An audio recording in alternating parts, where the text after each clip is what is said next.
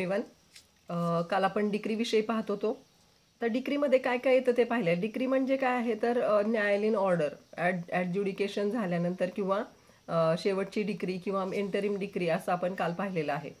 तर आता डिक्रीमध्ये काय काय असतं ते पण आपण काल पाहिलेलं आहे. त्याच्यामध्ये असतं ॲडज्युडिकेशन, देअर मस्ट बी अँड ॲडज्युडिकेशन. ॲडज्युडिकेशन म्हणजे काय, न्यायालयीन निर्णय असायला पाहिजे तिथं. ज्युडिशियल डिटर्मिनेशन असायला पाहिजे की ज्युडिशियरीने काहीतरी निर्णय दिलेला असला पाहिजे. आणि त्याच्यानंतर आपण ते सूट जे आहे ते पाहिलेलं आहे त्याविषयी. आता आपण पाहतो की decree deem to include the rejection of plaint. पहा, आपण एक स्टेज पाहिली होती की जिथं रिजेक्शन ऑफ प्लेंट झालेलं आहे. मग याला डिक्री म्हणायचं की नाही. So even though an order rejecting a plaint does not preclude the plaintiff from presenting a fresh plaint. पहा, जरी डिक्री झालेली असेल, तिचं प्लेंटचं रिजेक्शन झालेलं असेल एखाद्या स्टेजला की प्लेंट ठीक नाहीये, प्लेंट हे चुकीचं आहे, तर तिथं रिजेक्शन झाले. याचा अर्थ असा होत नाही की जो प्लेंटिफ आहे त्याला नवीन प्लेंट दाखल करता येणार नाही. तो नवीन प्लेंट दाखल करू शकतो. तरी सुद्धा ऑर्डर झालेली आहे की नाही, इथे डिक्री पास झालेली आहे की नाही ऑर्डर, म्हणून it considers as a decree. पाहता, even though an order rejecting a plaint does not preclude म्हणजे विरोध करणे. कशाला विरोध करत नाही? The plaintiff from presenting a fresh plaint. प्लेंटिफला फ्रेश प्लेंट दाखल करण्यापासून थांबवत नाही, रोखत नाही, विरोध करत नाही. On the same cause of action, त्याच कारणावर तो नवीन प्लेंट दाखल करू शकतो चुका दुरुस्त करून. Nevertheless, the section 2 subclause 2 of the code specifically provides that rejection of plaint shall be deemed म्हणजे मान्य, deemed to be a decree. पहा, रिजेक्शन ऑफ प्लेंट ज्या स्टेजला होतं त्या स्टेजला पण डिक्रीच होते. डिक्री म्हणजे काय, न्यायालयीन निवाडा. मग तो कुठल्याही स्टेजला असू दे. ओके, पहिल्या स्टेजला आहे, तुम्ही प्लेंट दाखल केलं, तुमचं प्लेंट चुकीचं आहे, तुमचं प्लेंट रिजेक्ट झालं म्हणजे डिक्री पास झाली. तुम्ही WS दाखल केलं, WS दाखल केल्यानंतर तुमचा केस चालू झाली. कुठल्याही पॉइंटला तुम्ही छोटे छोटे जे ऑर्डर्स पास होतात त्याला सुद्धा काय म्हटलं जातं, डिक्री म्हटलं जातं. Okay, decree deem to include the determination of any question within section 144 मधला कुठलंही सेक्शन डीम टू इन्क्लूड म्हणजे मान्य केलं जाईल. The definition of decree further includes the determination of any question under the section 144. Such a determination is an applicable decree. हे जे determination आहे ते काय आहे, ॲपिलेबल डिक्री आहे, जे सेक्शन 144 खाली केलं जाईल ते. This section deals with the restitution of the positions of the parties to that prior position which was there before passing any such decree or order. पहा, 144 सेक्शन नुसार पार्टी ज्या स्टेजला सुरुवातीला होत्या त्या स्टेज पर्यंत त्या परत पोहोचणार आहे. म्हणजेच काय, पहा, सेक्शन 144 काय करून देतं, डिक्री पास झाली, त्यांचं प्लेंट रिजेक्ट झालं आणि प्लेंट रिजेक्ट झाल्यामुळे ते पुन्हा मूळ पदाला आले, म्हणजेच त्यांना पुन्हा हक्क झाला. त्यांच्या रॉंग डिक्रीमुळे त्यांना जो काही हक्क हरवला असेल 144 नुसार, किंवा त्यांच्या रॉंग डिक्रीमुळे, चुकीच्या निर्णयामुळे त्यांना जे काही निर्माण झालं असेल त्यांना पुन्हा हक्क मिळवून देतं की तुम्ही ते काय करू शकता, अपील करू शकता त्या डिक्रीवर. Okay, the word restitution means after variation or reversal of any decree. Variation म्हणजे बदल करणे किंवा रिव्हर्सल म्हणजे पुन्हा येणे.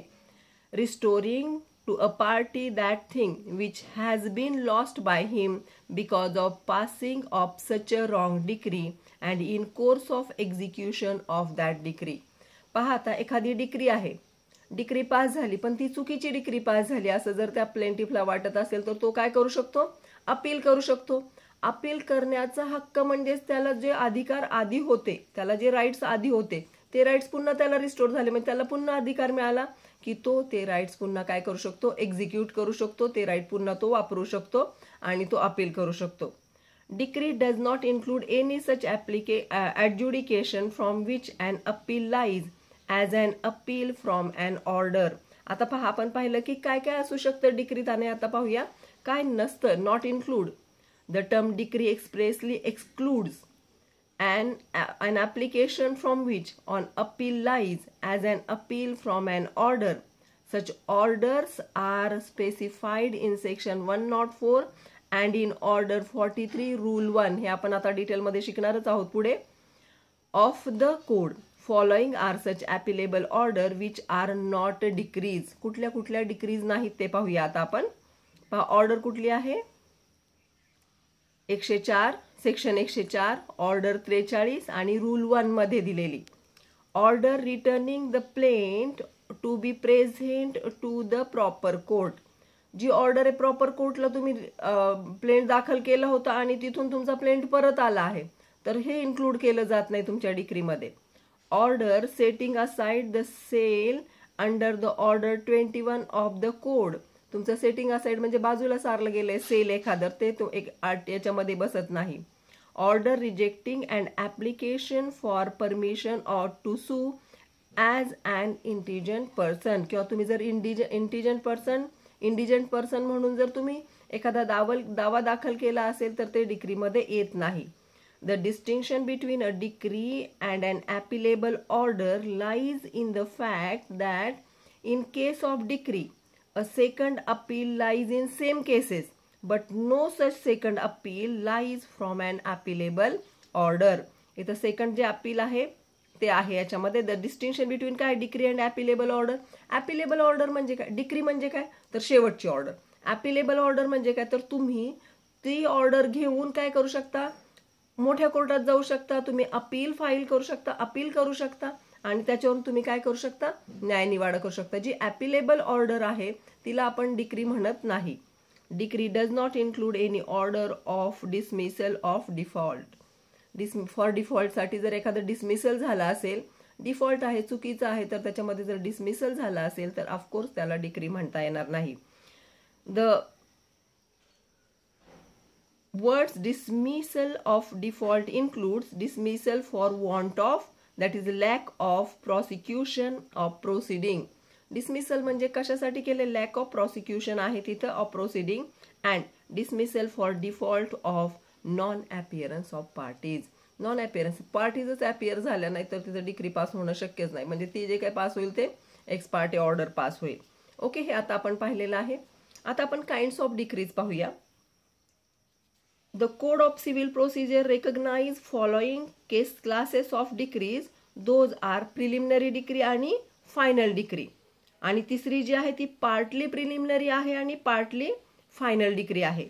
आता प्रिलिमिनरी डिक्री नावावरूनच कळत आहे. Where an adjudication decides the rights of the parties with regard to all or any of matter in controversy. पहा आता इथं लाईन बाय लाईन पुन्हा एकदा वाचते. Wear and ॲड्ज्युडिकेशन. ॲड्ज्युडिकेशन म्हणजे काय? न्यायनिवाडा. Decides the right of the parties. इथं डिसाइड्स केलं जातं right of the parties with regard to all or any of the matter in controversy. जे मॅटर्स कॉन्ट्रोवर्सीमध्ये जे डिस्प्यूट आहे ज्याच्यामुळे केस फाईल झालेली आहे त्यातल्या कुठल्याही मॅटरसाठी in the suit but which does not completely dispose of the suit then it is a preliminary decree. Preliminary decree म्हणजे काय? पहा डोळ्यासमोर चित्र आणा. तुम्ही एक दावा दाखल केलेला आहे, एखादा जमिनीचा दावा दाखल केला आणि त्या ठिकाणी तुम्हाला कुठल्याही स्टेजला छोटीशी डिक्री पास झाली की बाबा हे काय करायचं नाही, हे जी डिस्प्युटेड कॉन्ट्रोवर्सीची जी जमीन आहे तिला हात लावायचा नाही, तिला विकायचं नाही, त्याच्यावर कुठलं प्रोजेक्ट म्हणजे नवीन काही बांधकाम करायचं नाही, अशी एखादी डिक्री जेव्हा पास होते, पास सूट चालू आहे, केस चालू आहे, केस थांबलेली नाही, अशा वेळेस जेव्हा एखादी डिक्री पास होते तेव्हा म्हणायचं त्याला preliminary decree. Okay. The code provides for passing of preliminary decrease in the following suits. कुठल्या कुठल्या डिक्रीमध्ये फॉलोइंग सूट्स केले जातात पहा. प्रिलिमिनरी डिक्री फॉलो केली जाते, पास केली जाते. Suit for possession and means profit. याचे सगळ्यांचे अर्थ आपण नंतर डिटेलमध्ये पाहणार आहोत. हे आहेत तुम्हाला प्रश्न.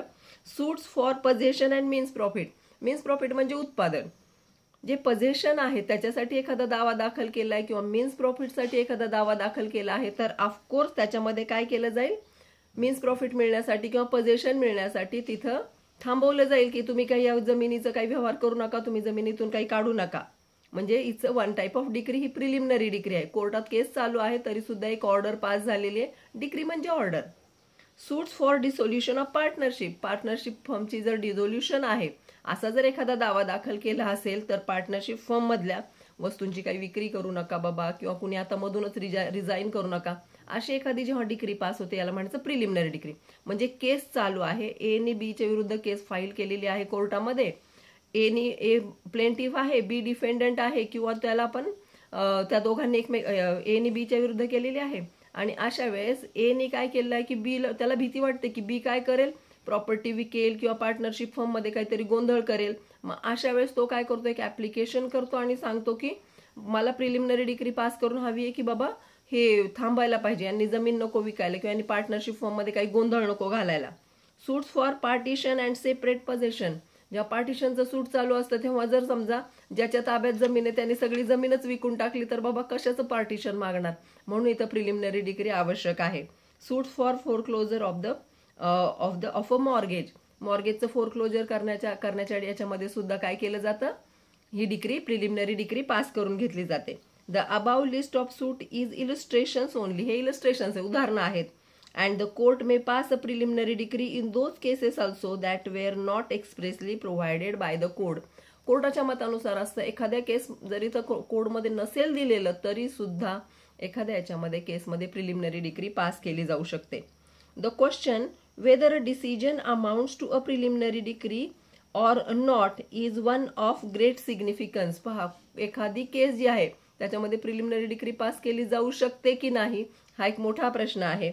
In view of provisions of section 97 of the code which provides that, 97 काय म्हणतं पहा, where any party agreed by a preliminary decree does not appeal from such a decree, then he shall be precluded from disputing its correctness in any appeal which may be preferred from the final decree.